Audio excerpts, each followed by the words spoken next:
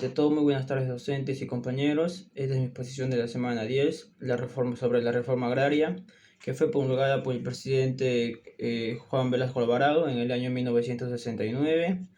Como este conocimiento general, ese propósito era transformar o radicalmente la estructura de la propiedad rural en el país, eliminar el sistema de haciendas y el comunalismo tradicional, bajo el famoso lema campesino, el patrón ya no comerá de tu pobreza. Sin embargo, tras una evaluación que he dado sobre la política, la economía y los sociales ocurridos en el año 1930 al año 1990, mi postura o mi forma de opinar sería que la reforma agraria no fue beneficiosa para el país. A continuación argumentaré detalladamente mi posición basándome en tres ejemplos fundamentales. Primero, en el aspecto político, iniciando con el aspecto político, considero fundamentalmente señalar que la reforma agraria se ejecutó bajo un régimen dictatorial y autoritario. Si bien es cierto que la reforma agraria logró desarticular el poder político o la oligarquía tradicional, lo cual modificó de forma permanente el mapa del poder en el país. Esto se realizó vulnerando de manera flagrante el derecho de propiedad privada mediante la expropiación forzada. Políticamente, el gobierno militarizó, no fue capaz de sustituir las autoridades de los hacendados con una presencia institucional eficiente y democrática del Estado. Eso trajo una consecuencia muy peligrosa, un vacío de poder en las regiones rurales más alejadas. Lejos de pacificar en el campo o consolidar una estabilidad, la exclusión y la falta de canales democráticos sembraron el descontento y las raíces de una proliferación ideológica radical que el país lamentablemente padecería a la década de los años siguientes. En el aspecto económico, pasaron al aspecto económico, es que aquí es donde se evidencia cómo fue el mayor fracaso que realizó el Estado, expropiando más de 9 millones de hectáreas y las transfirió a empresas asociadas, corporaciones pequeñas que eran de los mismos campesinos como las CAPS y las SAIS. Sin embargo, estas estructuras fracasaron rotundamente, debido a que el gobierno no les otorgó la capacitación técnica necesaria, ni las herramientas, ni las personas estaban preparadas con un nivel para sobrellevar estas empresas, y ni tampoco tenían el acceso a créditos financieros y inversores para competir con las grandes empresas.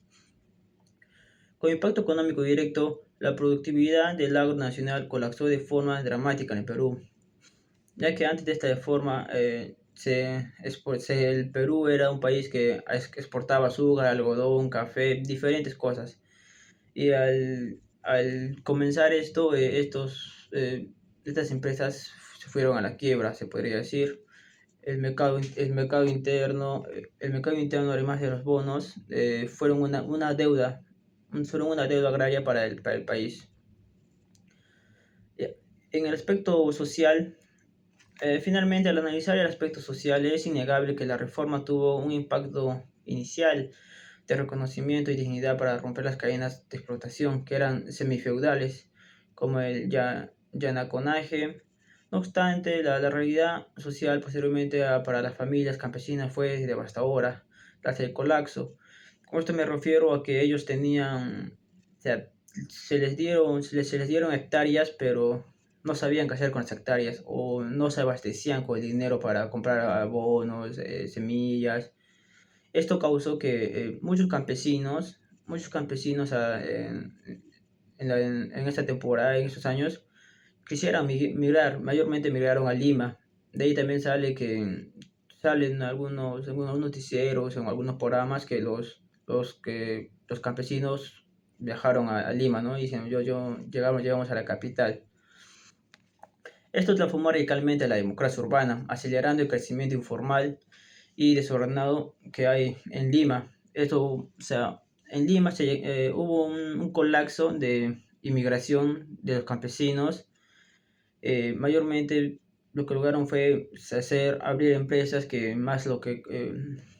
más de forma informal trabajan en Lima. En conclusión, al evaluar el impacto de la reforma agraria nos permite comprender de forma directa la conformación del Perú de hoy, reafirmando mi postura de que este proceso no fue beneficiario para el país.